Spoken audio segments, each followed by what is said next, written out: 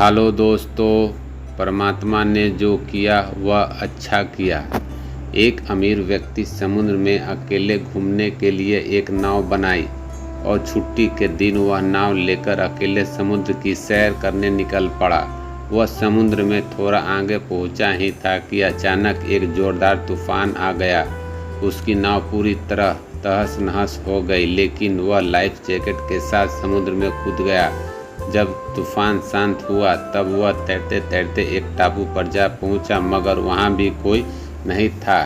टापू के चारों ओर समुद्र के अलावा कुछ भी नजर नहीं आ रहा था। उस आदमी ने सोचा कि जब मैंने पूरी जिंदगी में किसी का कभी बुरा नहीं किया तो मेरे साथ बुरा नहीं होगा। उसको लगा कि ईश्वर ने मौत से बचाया है तो आगे का रास्ता भी वही दिखाएंगे। धीरे धीरे वह वहाँ पर उगे झाड़ फल पत्ते खाकर दिन बिताते लगा, मगर अब धीरे धीरे उसने लगने लगा कि वह इस टापू पर फंस गया है, मगर अभी ईश्वर का उसका भरोसा कायम था। उसने सोचा, इतने दिनों में मैं इस टापू पर मारा मारा फिर रहा हूँ, क्यों न यहाँ एक झोपड़ी बना लूँ। पता नहीं अभी और कितने दिन यहाँ बिताने पड़े। पूरे दिन लकड़ियाँ और पत्ते वगैरह इकट्ठा कर उसने झोंपड़ी बनाई शुरू की। रात होते होते उसने झोंपड़ी बनाकर तैयार हो गई थी। अभी वह झोंपड़ी के बाहर खड़ा होकर उसे देखते हुए सोच ही रहा था कि आज से झोंपड़ी में सोने का मिलेगा, मगर अचानक से मौसम बदला और बिजली जोर से कड़कने लगी और एक बिजली उसकी झोंपड़ी पर गिर गई। उसके देखते ही देखते झोंपड़ी जलकर खाक हो गई। यह देखकर वह व्यक्ति टूट गया। उसने आसमान की तरफ देखकर बोला, हे ईश्वर, एक तेरा कैसा इंसाफ है। तूने मुझ पर अपनी रहम का नज़र क्यों नहीं की। मैंने हमेशा तुझ पर विश्वास बनाए रखा।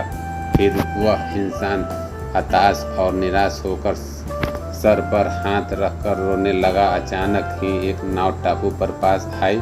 नाव में उतरे दो आदमी बाहर आए और बोले कि हम तुम्हें बचाने आए हैं। दूर से इस वीरान टापू पर जलती हुई झोंपड़ी देखी तो लगा कि कोई उस टापू पर मुसीबत में है। अगर तुम अपनी झोंपड़ी नहीं जलाते तो हमें पता नहीं चलता कि टापू पर कोई है। उस आदमी ने आंखें और आंसू गिरने लगे और उसने ईश्वर से माफ़ी मांगी और बोला कि हे ईश्वर, मुझे क्या पता था कि तूने मुझे बचाने के लिए मेरी झोपड़ी जलाई थी। अब तो मुझे निश्चित हो गया कि आप अपने भक्त का हमेशा ख्याल रखते हैं। आपने मेरे सब्र का इम्तिहान लिया लेकिन उसमें फेल हो गया। मुझे माफ़ कर दे। इस कहानी से यह सीख मिलती है कि दिन चाहे सुख हो या दुख हो, भगवान अपने भक्त के साथ हमेशा रहते हैं।